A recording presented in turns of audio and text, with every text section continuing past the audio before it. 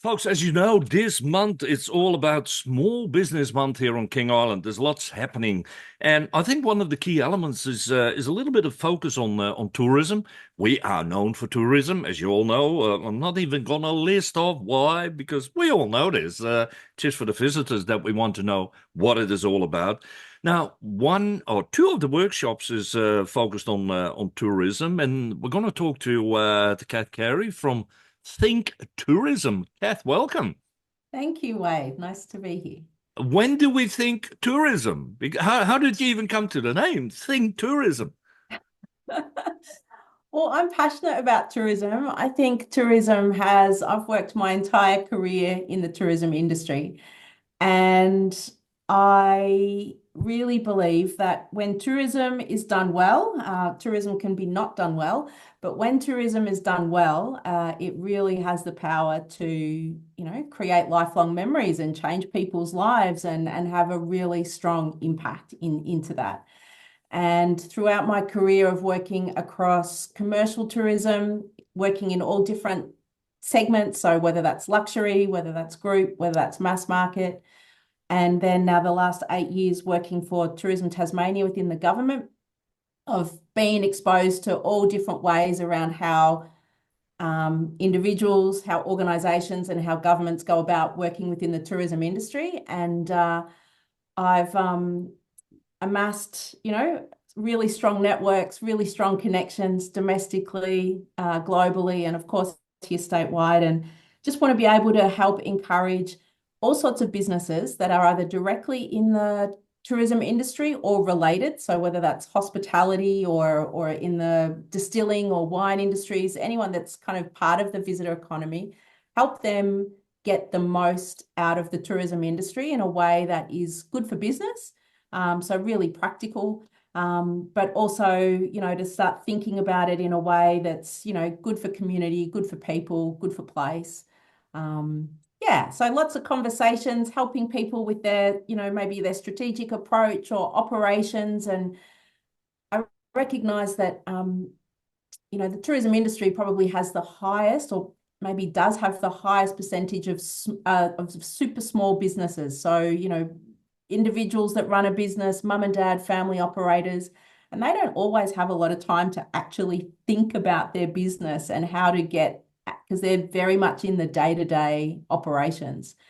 And that's where, I'm hoping that I can come in and help maybe provide some conversations, provide some thought starters to maybe think about connecting into tourism in a different way, or finding ways to make some cost-effective decisions that will have a longer term outcome that's What would positive, you hopefully. call the key elements for somebody to start a tourism business? As you say, it can be very small. Hey, if you've got a spare bedroom, you can go on Airbnb and put it on Facebook or wherever you do, and yeah, you're in tourism. But what would you call the key elements for people what to think about when you want to start something in tourism? You've got to like people, Yeah, firstly. that's a I good think one. that's Yeah. really important. You've got to really like people. I think if you're starting out small and if you're going to be the face of your business and you're going to run your business, tourism is a connector, and so there's a lot of people. I think we've all possibly had experiences where whether it's in tourism and where we haven't maybe felt well looked after, or we haven't felt that there's been a gracious host or a good connection. And I think if you can have a really good connection and come at your experience, whether that's providing accommodation or a tour or even within a hospitality space, and you can build that connection with that person and start to, as I said, like you might be able to make a shift in that person. You might be able to create a memory for that person for the when they go home. Like that's quite magical. But so if you're not a people person, I think, and you don't have the capacity to employ a big team straight up to be the warm and welcoming face, then I think you're going to struggle. I can imagine that. Now, is Tasmania, and that includes then in King Island, of course, too. You have experience around the world. Is Tasmania a difficult place to sell as a tourist destination? Look, Tassie isn't. everyone's cup of tea, right? And that's not a bad thing, you know, where we're not a mass market destination. And when I say we, I'm also definitely including King Island in this as well. Um, However, I think what Tasmania and King Island has to offer is something that's quite unique. And I think after, you know, there's so many I mean, gosh, the world is full of a whole heap of different types of destinations, and what we have on offer here is absolutely unique nature and wildlife. Like they're the biggest sellers for Tasmania globally, and that access to them that you can't necessarily see anywhere else around the world. Um, Excellent food and drink is a big driver as to why people are wanting to travel. Not all markets will travel based on what they want to eat and drink, but particularly when you think about even just our seafood being islands and what we have to offer and how revered that is in Australia and around the world, and that we have daily access to that. That's a huge plus. Um, so I think we can, you know, and I think there is that desire in many ways when, you know, so much of the city, so many people, most people around the world live in a very urban environment. And so when they need that time to get out of the busy, calm down, slow down a little bit, and connect back in with, you know, with their loved ones, with nature, have some good food and drink that they can kind of really connect into. You know, it's not necessarily straight from a supermarket. You might have bought it from a farm. You might have bought it from the wharf.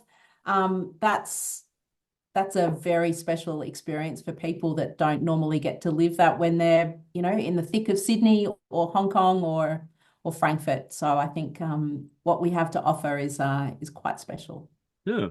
Now, we're not going to give it all away, of course, because we like to see some people coming to your workshops next Monday and Yep. next Tuesday. But on Monday, you're going to have a workshop, and under the banner, it's called Price, Product, and Partnerships. I want to give us a little bit of an insight what people can expect? Yeah, I think on one hand, I'd like to sort of go, you know, it'll be good to open that conversation to sort of see where everyone's at within these three P's, I guess. Um, and also so use it either as a refresher for everyone around, you know, how they're pricing their product, and you know what sort of work might happen on the island to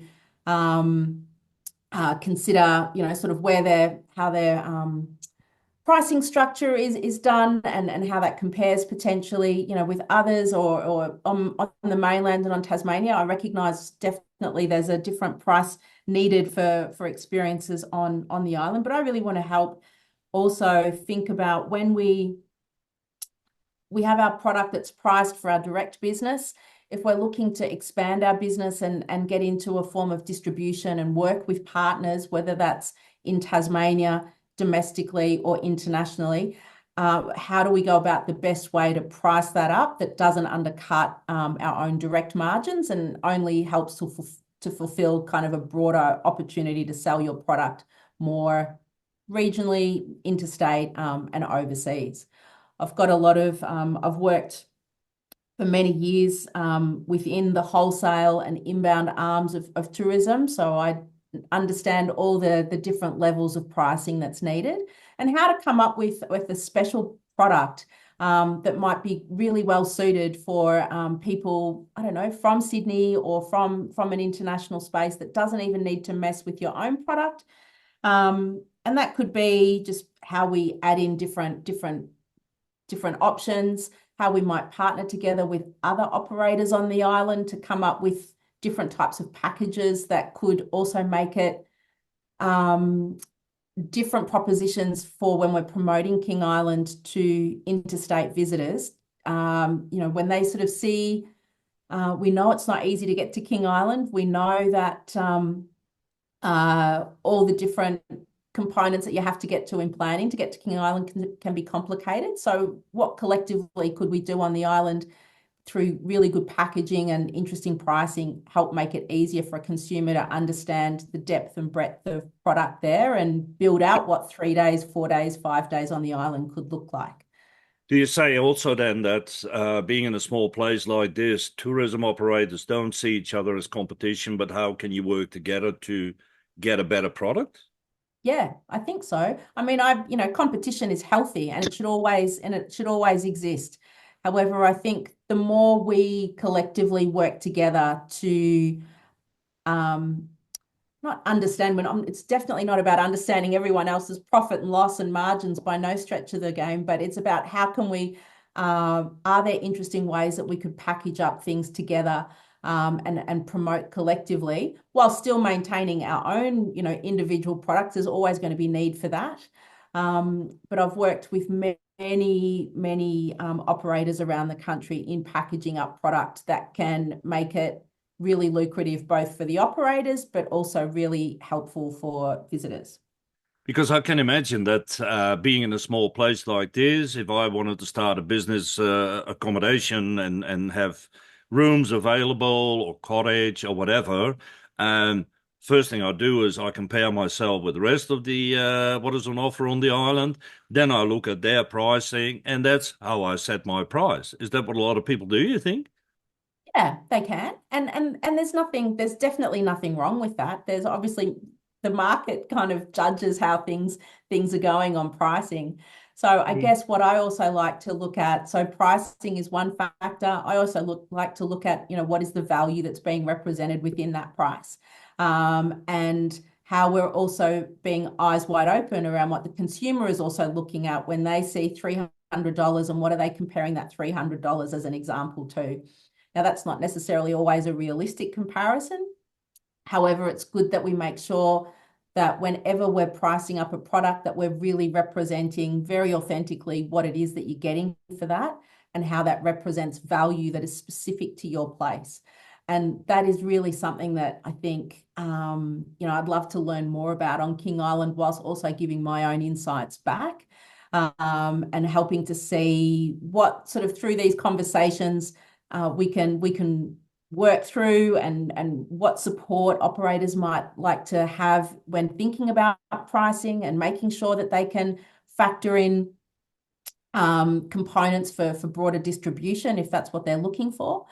There's always an interesting conversation around the role of really big platforms such as Expedia and Booking.com and the role that they play. And there's people you can be very for it, you can be very against it. I think there's a way that you can incorporate all types of platforms into your business. It's just around understanding which of the right ones are for you, how much heavy lifting they will do on your behalf, to market and sell your product and give visibility to your product. But also what are you doing to also generate your own business coming through, whether that's, through a really solid website that you have, or what's your social media strategy. And so looking at all of those ways and then, yeah, if there's other partners on the other products on the island that could be quite complementary, what conversations are happening around how do we build that in together and how do we collectively as King Island sort of really show a very, very strong offering for potential guests. Yeah. Now on Tuesday, your second workshop is creating visitor experiences for positive impact. I love the line. It's a long line. It's a little bit like Borat going on behalf of the government of Kazakhstan, and then yeah, there's a whole story coming. But what's that all about? That's about, um, I think, well, as I said, like I really feel strongly that tourism can be a channel for good. And I'd like to think about how, obviously the Tasmanian government is doing a lot of work around positive impact, and that's a big word at the moment that's being used. There's positive impact plans that are being activated, not just here in Tasmania, but all around the country and around the world. And we're seeing lots of things in news lines, or particularly in Europe this year, about over tourism and the heavy burden of tourism and all of those things. So I think there's a way around how do we make sure that when we're active in the industry, when we're busy, when we're working within the tourism, that it's having a good impact on our people and our community, and it's providing not just jobs, but what else can it do? So I recognise that there's there's real ways too on a small place like King Island. You've got community groups, there's conservation groups, there's ways that may directly or indirectly not be involved within tourism at the moment. And I'd be really interested to start a conversation around how could tourists potentially play a role within these groups. So they're not normal tourism operators per se, but maybe there's a way that through conservation or through philanthropic means that tourists coming to King Island could start to engage with these groups in a way that's meaningfully giving back. So that could be in-kind support. That could be something that we could potentially commercialise. I've worked together before between global travel partners, connecting them up with a not-for-profit here in Tasmania, because they were wanting to, when these clients will come to Tasmania and they're wanting to go and visit somewhere where they know that their money is being put to good purpose. And so that was within animal protection, with wedge-tailed eagles. And so that operator then created a special experience for those visitors, was able to charge them a decent amount of money to access something that was quite exclusive. So there's a win there for that operator to getting some more money to help his foundation that's not necessarily supported in any other way. And the guests get to do something where they, have those warm fuzzies that they've gone away, they've spent some money, they've helped save a bird, they've helped build a hospital, they can put a plaque up. If they want to donate more money, they can stay connected. And so it's just a different way about, when I was talking about, those connections, it's a different way of connecting. And I think King Island could be a really interesting place to see how that could develop, and what sort of ideas we could come up with that tourists could give back, and be involved in, even if it's just for an hour or on one of their visits. I'm not thinking about 4-day big, get them on the tools kind of stuff. We want to go there, we could, but what are some small gestures that they could do? And then if they go home and they've had a beautiful experience in King Island, and they've also done something that's made a real meaningful difference. Maybe they've helped build something. Maybe they've gone out and done some planning on the coast. Maybe they've been working in some gardens, who knows? But they're going to go home and talk about that, and they'll remember that probably way more than some of the other things that they might do. And that spreads good cheer and good vibes, and people aren't talking about how much it costs them to get to King Island or anything like that. They're thinking about, oh, I've really made a difference on this little place, and they start talking about that to other people. And I think that's, tapping into that could be pretty special. Well, I'm pretty sure, Kat, that next week you're going to create some good vibes here on King Island with the workshops, and we thank you very much for your time. My pleasure, Wade. Nice talking to you, and I hope to bring some good vibes. That'll be my I'll hold on to that. Yeah.